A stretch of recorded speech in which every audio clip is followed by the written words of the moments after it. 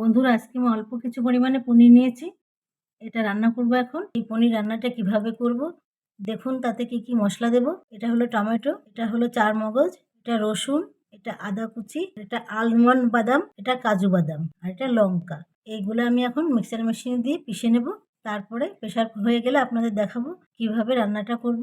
তাহলে আসুন বন্ধুরা, রান্না করব কিভাবে আপনারা দেখবেন।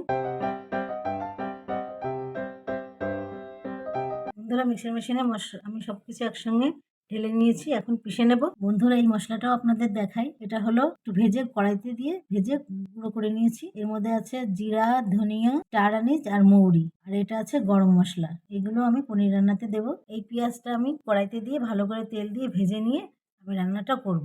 দেখুন বন্ধুরা, এখন আমি পনির রান্না করব, তাই কড়াইতে তেল দিয়ে নিচ্ছি। দেখুন বন্ধুরা, তেল গরম হয়ে গেছে।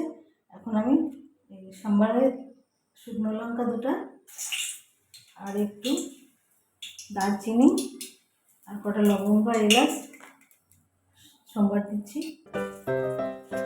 এই পেঁয়াজগুলো রেখেছিলাম, এই পেঁয়াজগুলো আমি ভেজে নেব।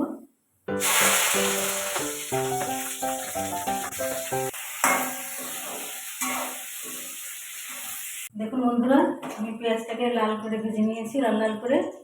আপনারাও ঠিক এভাবেই ভেজে নেবেন পেঁয়াজটাকে, তাহলে তরকারিটা বেশ ভালো লাগবে। এখন আমি সেই মিক্সার মেশিনে পিষে নিয়েছিলাম সেই মশলাটা এখন দিয়ে কষিয়ে নেব। বন্ধুরা, এখন মশলাটাকে আমি কষাচ্ছি।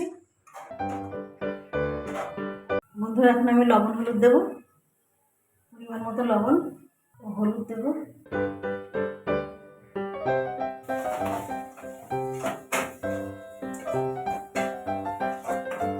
একটু বাটার দিচ্ছি, বাটার দিলে একটু স্বাদটা ভালো আসবে। আপনার চাইলে বাটারও দিতে পারেন, ইচ্ছা হলে ঘিও দিতে পারেন, যেটা আপনাদের ইচ্ছা। কিছুটা বাটার দিলাম।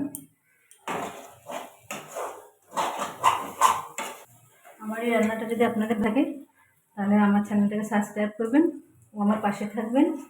আর আপনাদের কিছু কিছু কমেন্ট আমি দেখতে পাচ্ছি, দেখে আমার খুশিতে মন ভরে গেছে। আপনারা এত কথা ভালো কথা লেখেন কমেন্টে, সত্যি আপনাদের মন কত ভালো। আপনারা সবাই ভালো থাকেন, সুখে থাকেন ও ভালো থাকবেন। বাকি এই গুঁড়া দেখুন বন্ধুরা, এখন আমি বাকি গুঁড়া মশলাটা দেব। ও একটু কাশ্মীরি লঙ্কার গুঁড়া দেব।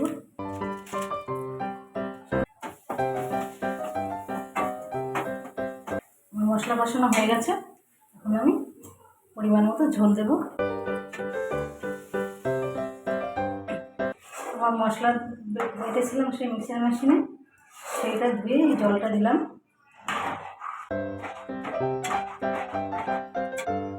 বন্ধুরা, একটু গ্রেভিটা একটু ফুটে উঠলে পনিরটা দেবো।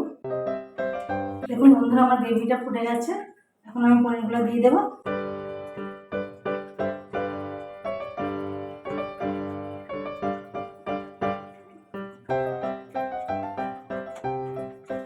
বন্ধুরা, পনির রান্নাতে একটু মিষ্টি দিতে হয়, তাহলে বেশি ভালো লাগে, তাই একটু চিনি দিলাম। বন্ধুরা, আমার রান্নাটা হয়ে গেছে, আমি এখন রান্নাটা নামিয়ে নেব। বন্ধুরা, আমার রান্নাটা যদি আপনাদের ভালো লেগে থাকে তাহলে আমার পাশে থাকতে ও আমার ভিডিওটা দেখতে ভুলবেন না।